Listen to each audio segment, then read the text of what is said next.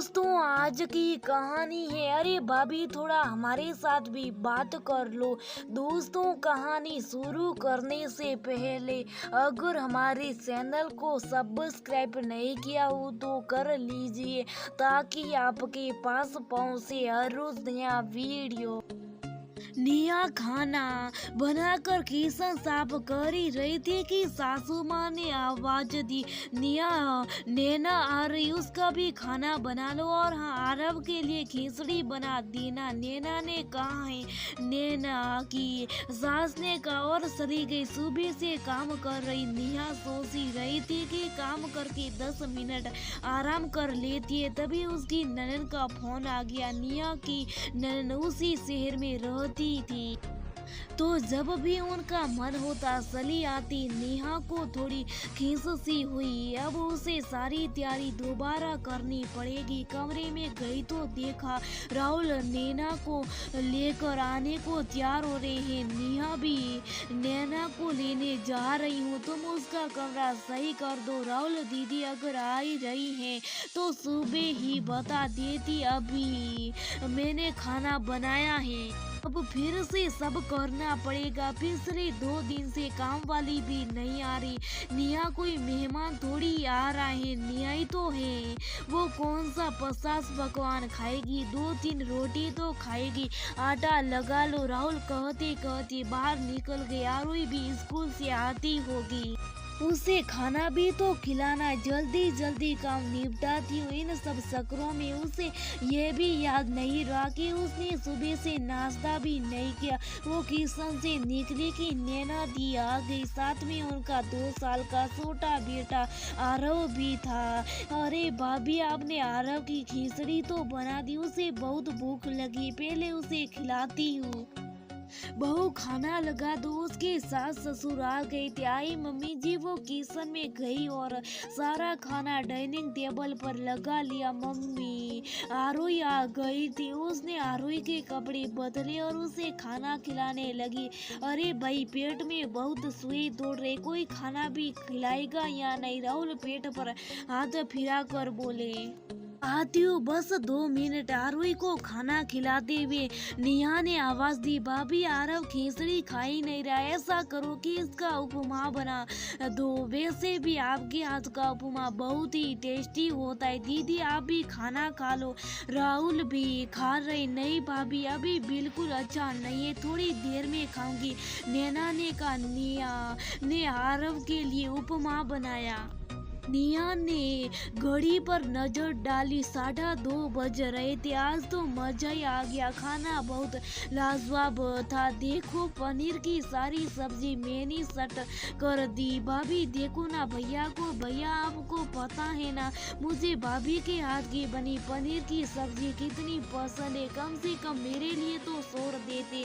नैना ने कहा कि भाई सॉरी, मैं तो भूल ही गया था, चलो कोई नहीं, नेहा तुम्हारे लिए फिर से बना देगी। राहुल ने नेहा की तरफ देखा। नेहा को गुस्सा आया पर वो सहकर भी कुछ भी नहीं बोली। किचन में गई और सब्जी बनाने लगी। मम्मी देखो ना, आरव ने मेरे सारे खिलौने ले लिए। आरोही नेहा की साड़ी का पल्लू खींचते हुए बोली, वो तुम्हारा छोटा भाई है ना, मिलकर खेलो। नेहा ने कहा। आरोही चली गई। भाभी बहुत जोरों से भूख लग रही, मेरी सब्जी बन गई क्या? हाँ दीदी अभी आई, नेहा ने कहा। अभी वो नैना को खाना परोस कर आई थी कि सासू माँ की आवाज आई, नेहा नेहा। ये बहू सुनो, वो जयपुर वाले सासा जी का फोन आया है। वो और उनका परिवार एक शादी में उदयपुर आया हुआ है, तो शाम को वो खाना खाने आ रहे, तैयारी कर लेना। सिर्फ 100 लोग हैं, ऐसा करो कोई भी 2 सब्जी रोटी और चावल दाल बना लेना। याद है पिछली बार आए थे, तुम्हारे हाथ का संदेश उन्हें कितना पसंद आया, संदेश भी बना लेना। राहुल को कहना वो बाजार से समोसे भी ले आएगा। वो लोग 6:30 बजे तक पहुंच जाएंगे। ऐसा करो वो नई क्रॉकरी जो दिवाली पर राहुल के ऑफिस से मिली थी निकाल लेना, अच्छी दिखेगी। मम्मी जी ऐसा करिए ना, आप एक सब्जी बना दीजिए, मैं उतने दूसरी तैयारी करती हूँ। बना तो देती पर आज सर में बहुत दर्द हो रहा है, वैसे भी ज्यादा तो कुछ करना नहीं। इतना कहकर सासू जी सीधे अपने कमरे में चली गई। भाभी मेरा ब्लू कलर वाला सूट नहीं दिख रहा, आपने कहीं प्रेस वाले को तो नहीं दे दिया? नैना ने पूछा। वही तो है आपकी अलमारी में। अरे नहीं मिल रहा, रुको मैं आती हूँ। नेहा ने कहा। भी वो नैना को सूट देकर आई थी। आरोही रोते हुए बोली, मम्मी मुझे नींद आ रही, चलो ना। नेहा ने घड़ी में देखा, 4:30 बज रहे थे। उसने आज सुबह से कुछ भी नहीं खाया था। चलो ना मम्मी। वो आरोही को सुलाने के लिए उसके पास लेट गई। कब उसकी आंख लग गई उसे पता ही नहीं चला। अचानक से वो उठी, घड़ी में 6 बज रहे थे। अरे उसे तो अभी सारी तैयारियां करनी। वो हड़बड़ा के उठी और सीधा किचन की तरफ गई। कायकूस की स्पीड डबल हो गई। एक तरफ सब्जी के लिए कढ़ाई सटाई, दूसरी तरफ दूध। 8:30 बज गए थे। सासा जी और उनका परिवार आ गया था। सासू माँ किचन में गई, देखा निया अभी भी खाना बना रही थी, अभी तक खाना नहीं बना। वो लोग आ गए। वो मम्मी जी आंख लग गई थी तो थोड़ा देर हो गई। जब पता है घर पर मेहमान आने वाले तो सोना जरूरी था क्या? सासू माँ के चेहरे पर गुस्सा साफ झलक रहा था। चलो मैं नाश्ता ले जाती हूँ, शरबत बना दो और समोसे एक प्लेट में डाल दो। समोसे निया को जल्दी जल्दी में याद ही नहीं रहा कि उसे राहुल को समोसे लाने के लिए कहना है। सासू माँ का पारा सट गया। इतने में सासा जी भी रसोई में आ चुकी थी।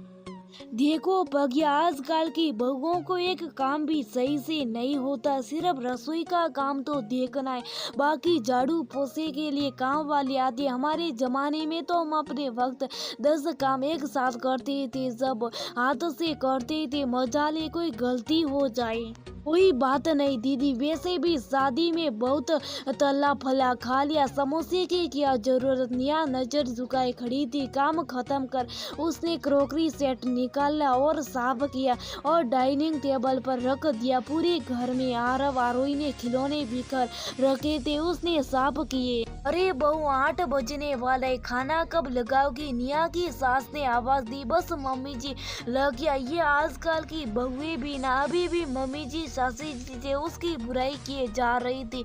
सब खाना खाने बैठ गए। उसने सबको खाना परोसा, फिर आरोही को भी खाना खिलाया।